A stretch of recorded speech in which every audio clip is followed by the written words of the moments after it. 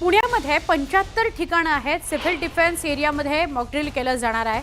Civil डिफेन्सच्या सहाय्यानं army mock drill करणार आहे. सायरन, हूटर वाजवणं, नागरिकांना सुरक्षित स्थळी स्थलांतरित करणं याची प्रात्यक्षिकं इथं दाखवली जातील.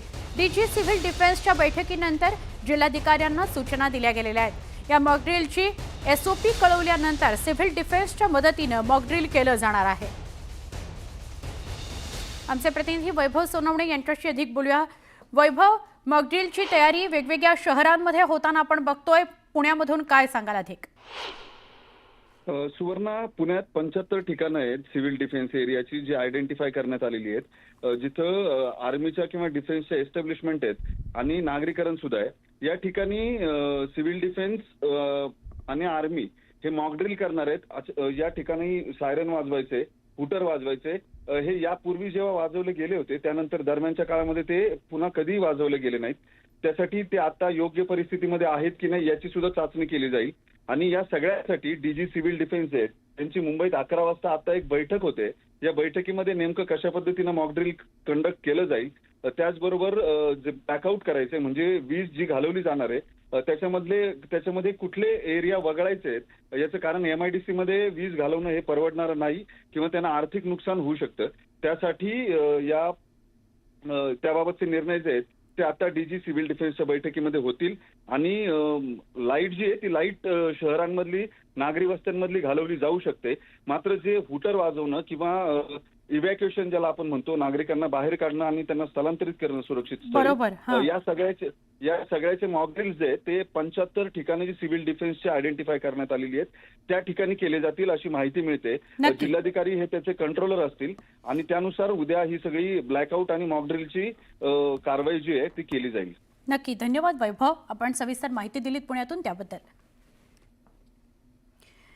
भारत पाकिस्तान तणावाच्या पार्श्वभूमीवर देशभर मॉकड्रिल होत आहे. उद्या हे मॉकड्रिल होणार आहे. मॉकड्रिल संदर्भात नाशिक जिल्हाधिकारी कार्यालयात आढावा घेतला जाणार आहे.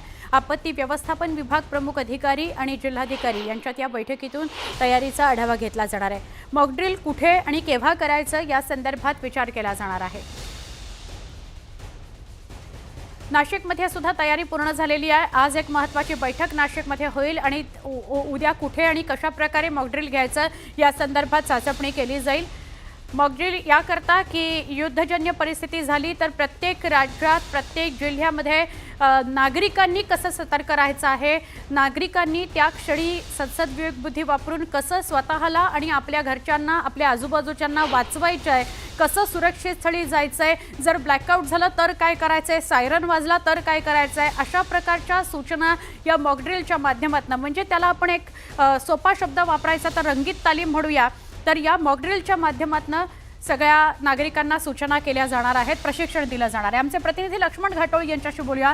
लक्ष्मण, ही बैठक आज आहे का? कारण उद्या महाराष्ट्रभरामध्ये हे मॉकड्रिल करावं असं सांगण्यात आलेलं आहे, काय सांगा? सुवर्ण, जसं आपण सांगितलं की एक रंगीत तालीम जी आहे ती उद्या होणार आहे. प्रशासनाची देखील तयारी असणं अपेक्षित आहे आणि त्यासाठीच नाशिकच्या जिल्हाधिकाऱ्यांनी नाशिकच्या जिल्हाधिकारी कार्यालयामध्ये नाशिकमधील सर्वच स्थानिक स्वराज्य संस्थांचे अधिकारी यांची बैठक बोलवलेली आहे. आणि या बैठकीला भारतीय सैन्य दलाचे देखील काही अधिकारी देखील दाखल झालेले आहे. आणि या सगळ्या अधिकाऱ्यांच्या उपस्थितीमध्ये पुढच्या काही वेळामध्ये हे मॉकड्रिल जे आहे, मॉकड्रिलची जी तयारी आहे ती या ठिकाणी सुरू होणार आहे. या बैठकीमध्ये सूचना दिल्या जाणार आहे की नेमके कुठले कुठले विभाग यामध्ये सहभाग नोंदवतील, कशा पद्धतीनं हे मॉकड्रिल असणार आहे, सायरन वाजवण्याची जबाबदारी नेमकी कोणाची असणार आहे आणि इतर सूचना देण्याची जबाबदारी कोणाची असणार आहे. त्याचबरोबर नागरिकांना ज्यावेळेला अशा स्वरूपाचा युद्धाची परिस्थिती निर्माण होती त्यावेळेला, ज्यावेळेला नागरी क्षेत्रामध्ये अशा स्वरूपाच्या ज्यावेळेला हल्ल्याचे प्रकार होतात त्यावेळेला नागरिकांनी काय दक्षता घेतली पाहिजे, त्यांनी कुठला आसरा घेतला पाहिजे, कुठल्या ठिकाणी त्यांनी लपलं पाहिजे किंवा कुठले पर्याय नागरिकांच्या समोर असतात, या सगळ्या पर्यायांची माहिती जी आहे ती आजच्या या बैठकीमध्ये सर्व विभागाच्या अधिकाऱ्यांना दिली जाणार आहे.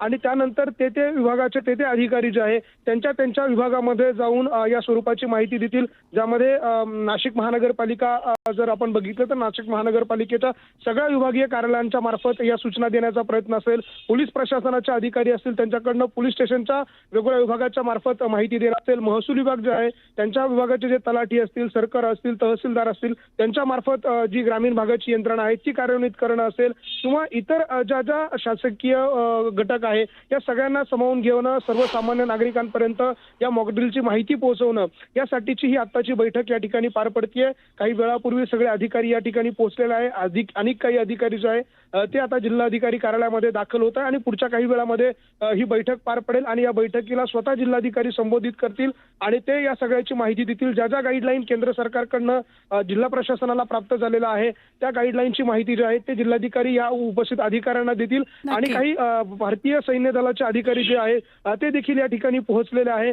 त्यांच्याकडनं देखील या अधिकाऱ्यांना काही सूचना ज्या आहे त्या दिल्या जाणार आहे.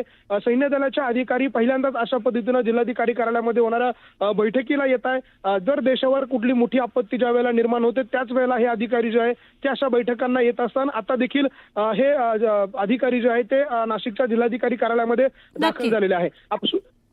नक्की, धन्यवाद माहिती दिल्याबद्दल. आमचे प्रतिनिधी लक्ष्मण आपल्याला माहिती देत होते. बैठकीकरता तयारी पूर्ण झालेली आहे. उद्या मॉकड्रिल कुठे आणि कसं घ्यायचं नाशिकमध्ये त्याच्याकरताची ही आजची बैठक आहे.